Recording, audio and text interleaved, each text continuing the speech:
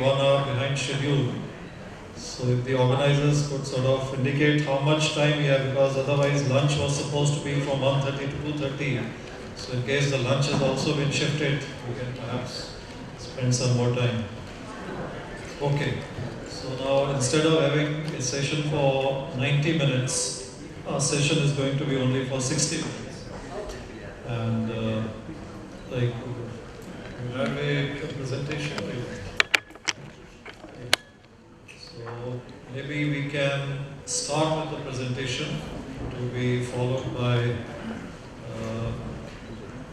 by Mr. Bradley, and then supplement what he will say in the presentation. And in the meanwhile, if JBM joins, they also have a presentation. We can perhaps fit in that also. As I see it, like he's given a very good context to the whole discussion. But in my view, the real issue is, like, one is public transport and one is private transport.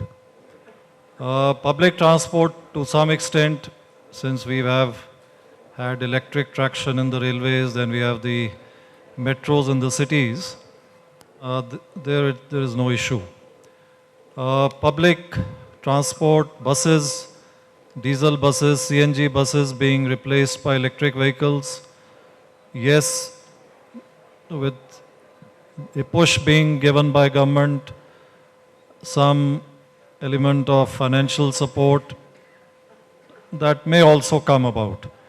But the real issue is the private transport converting from fossil fuels to electric vehicles. I really don't know whether universally we have had any country where this transformation has taken place to the extent it was desired, and what is the sort of path they followed. So in the limited time of 1 hour that we had, I think we've done a fairly good job. The topic of discussion is of such a nature that it's a subject that is still evolving. There are many areas where still the contours are not very clear. But as was mentioned in the opening session, both by Mr. Neil Chatterjee and the Member of Parliament we had, like, it's going to be almost a 360-degree turn that will happen in case it really comes about, whereas the Honorable MP was saying that from a situation where fossil fuels were driving the geopolitical dynamics of the world, now with renewables taking over, like countries which were oil rich are now going to have a different position in the world perspective. Similarly, in terms of the change from the internal combustion engine to the electric vehicle, that also is going to, in a very big way, impact the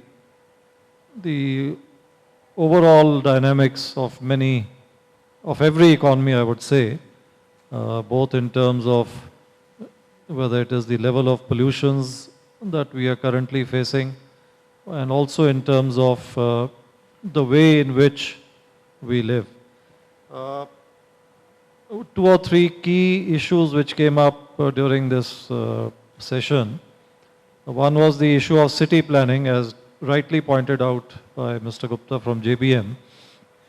Since electric vehicles, to be really effective, need a certain infrastructure to be in place, and that infrastructure has now to be an integral part of city planning. So both in terms of re-engineering as well as planning of new cities, planning for electric vehicle infrastructure will have to be an integral part. And the second issue, again in the context of electric vehicles, is the issue of technology relating to batteries. Because right now, maybe we have really not come up with the ideal solution, and in fact, Mr. Neil Chatterjee had gone to the extent of saying that the way storage technologies develop is going to be the real game changer as far as the power sector is concerned. Similarly, I also feel that for electric vehicles, it is ultimately the storage technology, whether in terms of battery or maybe there may be something else, which will ultimately decide whether we succeed or we partially succeed or we fail. But it definitely is a very, very interesting subject, and still we are at the beginning of the learning curve, and I think in the years to come, maybe in the next Smart Utility Week, which takes place in 2021,